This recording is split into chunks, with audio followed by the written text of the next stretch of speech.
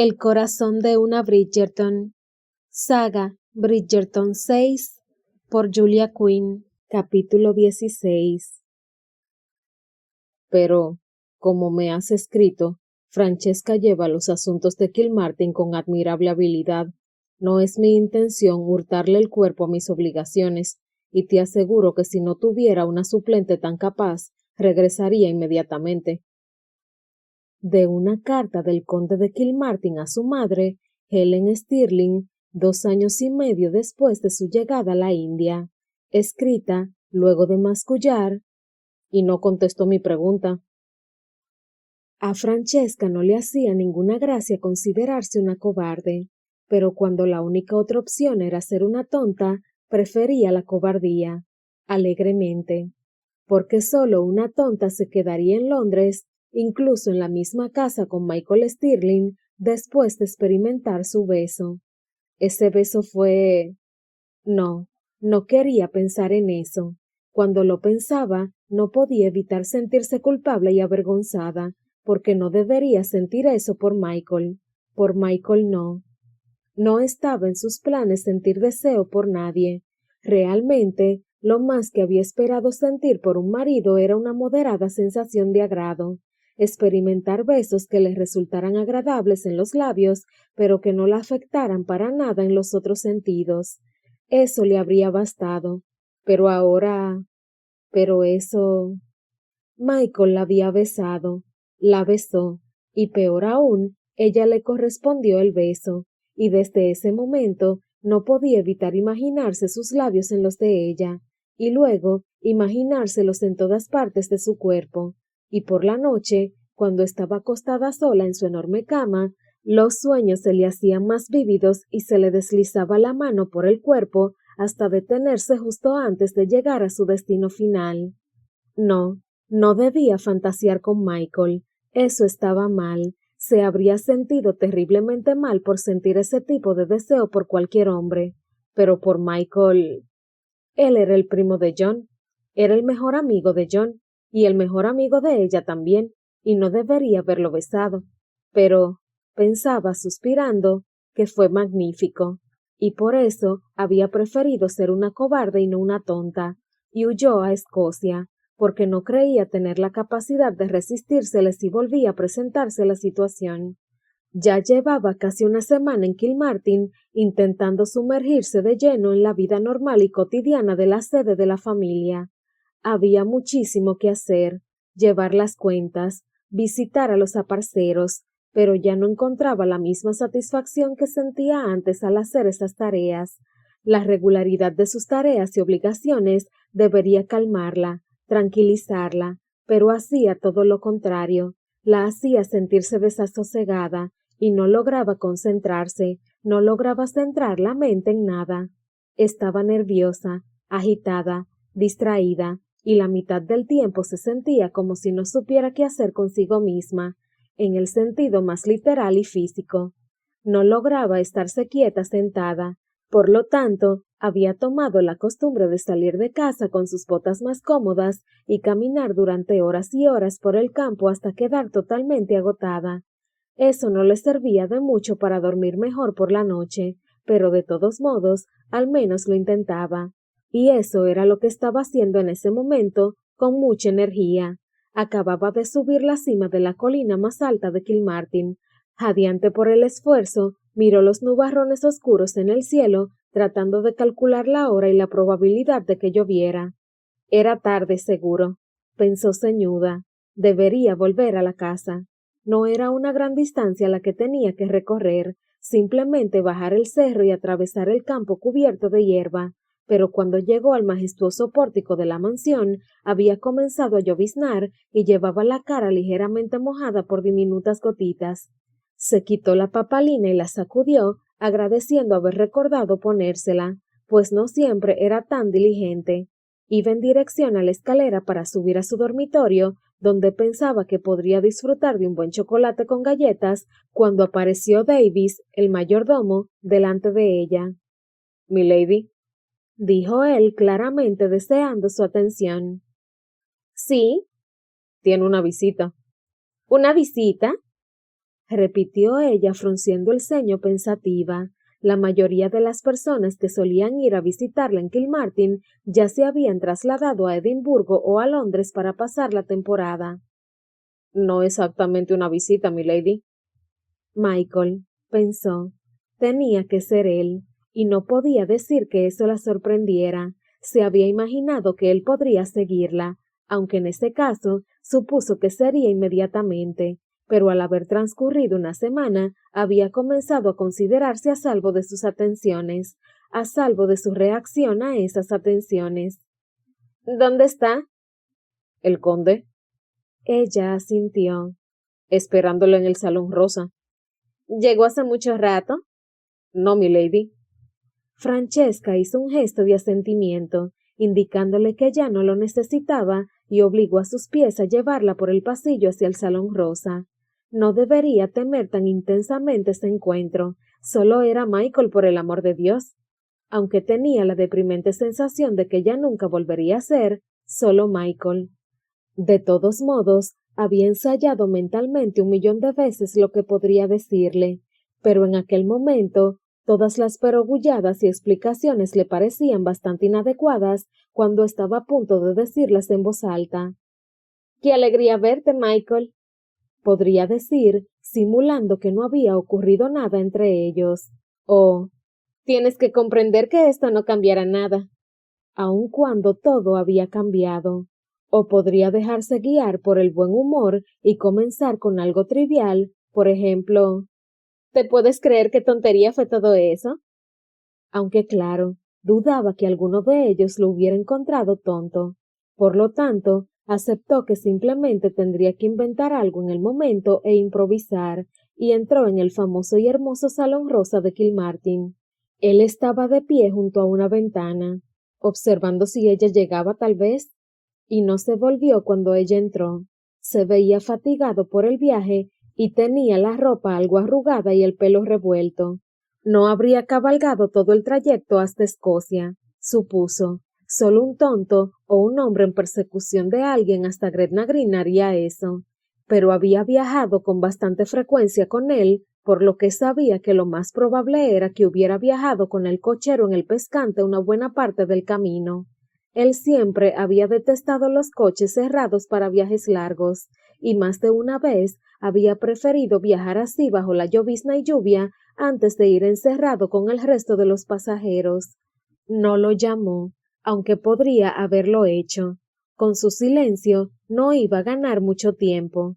Él se volvería a mirarla muy pronto, pero por el momento solo deseaba tomarse el tiempo para acostumbrarse a su presencia, para comprobar que tenía la respiración controlada, que no iba a ser algo realmente estúpido, como echarse a llorar o a reír con una risa nerviosa y tonta. Francesca, dijo él sin voltearse. Había percibido su presencia entonces. A ella se le abrieron más los ojos, aunque eso no debería sorprenderla. Desde que estuvo en el ejército, él tenía la capacidad casi felina para percibir su entorno. Probablemente eso lo mantuvo vivo durante la guerra. Al parecer, nadie podía atacarlo por detrás. Sí, dijo ella, y luego, pensando que debía decir algo más, añadió: Espero que hayas tenido un agradable viaje. Muy agradable, dijo él volviéndose. Ella tragó saliva, tratando de no fijarse en lo guapo que era. Prácticamente la había dejado sin aliento en Londres, pero ahí se veía distinto, más fiero, más primitivo, mucho más peligroso para su alma. ¿Ha ocurrido algo en Londres? Preguntó, con la esperanza de que su visita tuviera algún motivo práctico, porque si no lo había, quería decir que había venido por ella, y eso la asustaba de muerte. No ha ocurrido nada, aunque traigo una noticia. Ella la dio la cabeza esperando que continuara. Tu hermano se ha comprometido en matrimonio. ¿Colin? Exclamó sorprendida. Su hermano estaba tan comprometido con su vida de soltero que no le extrañaría si él le dijera que era su hermano menor Gregory, aun cuando era casi 10 años menor que Colin. Michael asintió. Con Penélope Featherington. Compen... ¡Ay, caramba! Eso sí que es una sorpresa, pero maravillosa, he de decir. Creo que a ella le conviene tremendamente. Michael avanzó un paso hacia ella con las manos en la espalda. Pensé que desearía saberlo. ¿Y no podía decírselo por carta? Pensó ella. Gracias. Agradezco tu consideración. Hace mucho tiempo que no hay una boda en la familia desde... Se interrumpió, aunque los dos comprendieron que ella estuvo a punto de decir la mía. Se hizo el silencio en el salón como un huésped indeseado, que finalmente rompió ella, diciendo: Bueno, hace mucho tiempo. Mi madre debe estar encantada. Mucho. O al menos eso me dijo tu hermano. No tuve la oportunidad de conversar con ella. Francesca carraspeó para aclararse la garganta y luego trató de fingir que se sentía muy cómoda en esa extraña situación, haciendo un gesto despreocupado con la mano. ¿Te quedarás un tiempo? No lo he decidido, repuso él, avanzando otro paso. Eso depende. Ella tragó saliva. ¿De qué? Él redujo a la mitad la distancia entre ellos. De ti, contestó él dulcemente. Ella entendió qué quería decir, o al menos creyó que lo entendía, pero lo último que deseaba en ese momento era reconocer lo que ocurrió en Londres, de modo que retrocedió un paso, que era lo más que podía hacer sin salir corriendo de la sala, y simuló que no entendía. No seas tonto. Esta es tu casa. Puedes entrar y salir como te plazca. No tengo ningún control sobre tus actos. Él esbozó una sonrisa irónica. ¿Eso es lo que crees? Y ella vio que se había vuelto a reducir la distancia a la mitad. Ordenaré que te preparen una habitación, se apresuró a decir ella. ¿Cuál quieres? No me importa. El dormitorio del conde, entonces, dijo ella muy consciente de que estaba parloteando. Eso es lo correcto. Yo me trasladaré a otra habitación del pasillo, o de otra ala, añadió tartamudeando. Él dio otro paso hacia ella. Eso podría no ser necesario. Al oír eso, agrandó los ojos. ¿Qué quería sugerir? Seguro que no se creería que un solo beso en Londres le daba permiso para pasar por la puerta que comunicaba los dormitorios del conde y la condesa. Cierra la puerta, dijo él, haciendo un gesto hacia la puerta abierta detrás de ella. Ella miró hacia atrás, aún sabiendo que vería. No sé si... Yo sí, ciérrala, añadió con una voz que era terciopelo sobre acero. Ella la cerró. Estaba bastante segura de que eso no convenía, pero la cerró de todos modos. Lo que fuera que él quería decirle, no le importaba que lo oyeran todos los criados. Pero cuando soltó el pomo, pasó junto a él y se adentró en el salón, poniendo una distancia más cómoda y un tresillo entero entre ellos. A él le pareció divertirle eso, pero no se burló. Simplemente dijo: Lo he estado pensando muchísimo desde que te marchaste de Londres. Igual que ella, pero no le veía sentido a decirlo. No era mi intención besarte. No, exclamó ella, demasiado fuerte. Es decir, no, claro que no. Pero ahora que nos hemos... Ella se encogió ante su empleo del plural, o sea, que no le iba a permitir fingir que no había sido una participante bien dispuesta. Ahora que está hecho, sin duda entiendes que todo ha cambiado. Entonces ella lo miró. Había estado mirando resueltamente las flores de lis rosa y crema del tapiz de damasco del sofá. Por supuesto, dijo ella, tratando de desentenderse de la opresión que comenzaba a sentir en la garganta. Él cerró las manos sobre el borde de caoba de un sillón Heppelwhite. Francesca le miró las manos. Se le habían puesto blancos los nudillos. Estaba nervioso. Comprendió sorprendida. No había esperado eso. No sabía si alguna vez lo había visto nervioso. Siempre era un modelo de elegancia, de tranquilidad, de sereno encanto, y parecía tener en la punta de la lengua alguna broma ingeniosa o perversa. pero en ese momento estaba distinto, despojado de su máscara, nervioso. Eso la hacía sentirse no mejor exactamente, sino tal vez no la única persona tonta que estaba en el salón. Lo he pensado muchísimo. Bueno, eso era una repetición. Sí que era extraño eso. Y he llegado a una conclusión que me sorprende incluso a mí, aunque ahora que he llegado a ella estoy convencido de que es lo mejor. Con cada palabra de él, ella se iba sintiendo más dueña de sí misma, menos incómoda, y no era que deseara que él se sintiera mal. Bueno, tal vez sí. Era justo después de cómo había pasado ella esa semana, pero encontraba un cierto alivio al saber que la incomodidad o violencia no era unilateral, que él había estado tan perturbado y estremecido como ella. O si no, por lo menos no había estado indiferente. Él se aclaró la garganta y levantó ligeramente el mentón enderezando el cuello, y de repente sus ojos se clavaron en los de ella con un brillo extraordinario. Creo que deberíamos casarnos. ¿Qué? Lo miró boquiabierta. ¿Qué? Entonces lo dijo. ¿Qué? No dijo, perdona, no te he entendido, y ni siquiera, perdón. Simplemente dijo, ¿qué? Si escuchas mis argumentos verás que tienen lógica. ¿Estás loco? Él se echó ligeramente hacia atrás.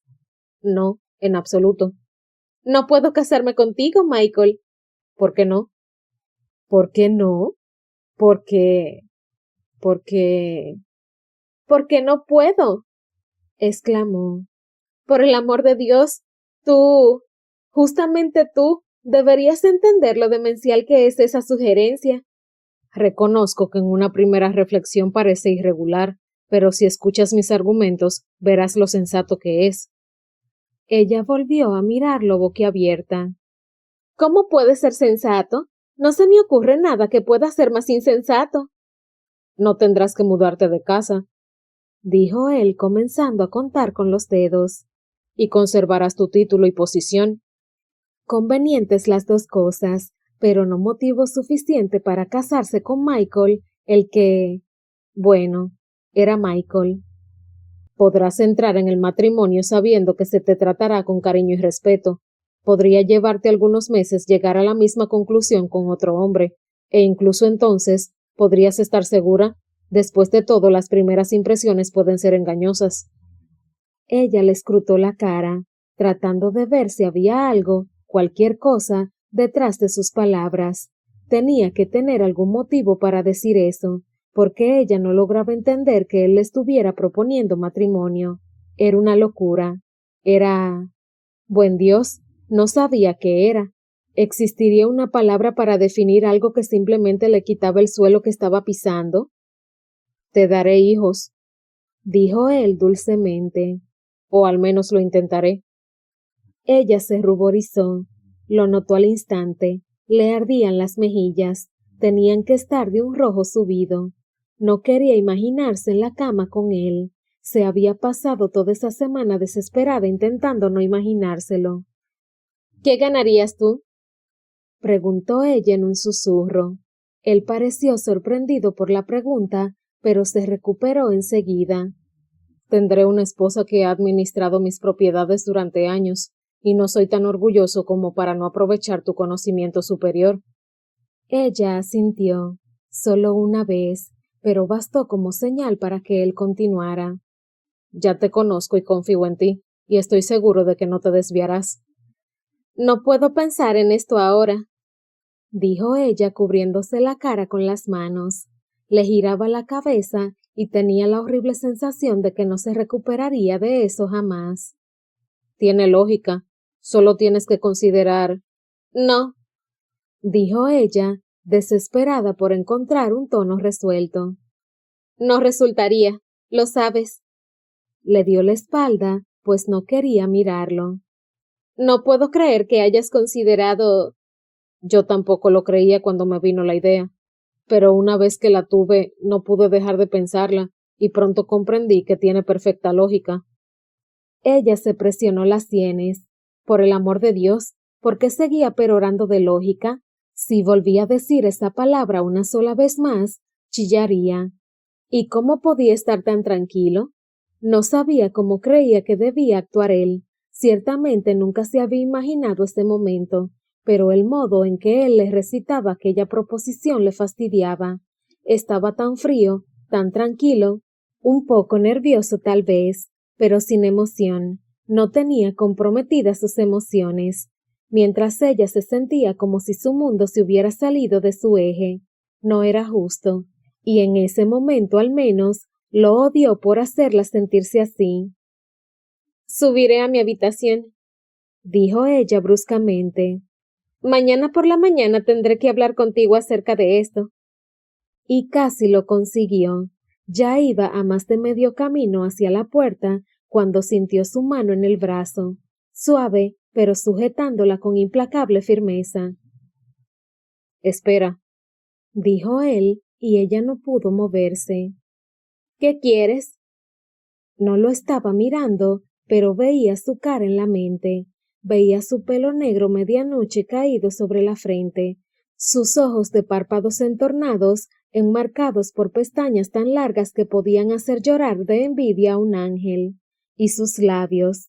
Principalmente veía sus labios, perfectos, bellamente moldeados, siempre curvados en esa expresión pícara de él, como si supiera cosas, como si entendiera el mundo de una manera que no podrían entenderlo nunca los mortales más inocentes. Él le subió la mano por el brazo hasta los hombros y se la deslizó suavemente, como una caricia de pluma, por el lado del cuello. Y entonces habló, diciéndole con una voz grave y ronca que le llegó hasta el fondo de su ser: ¿No deseas otro beso?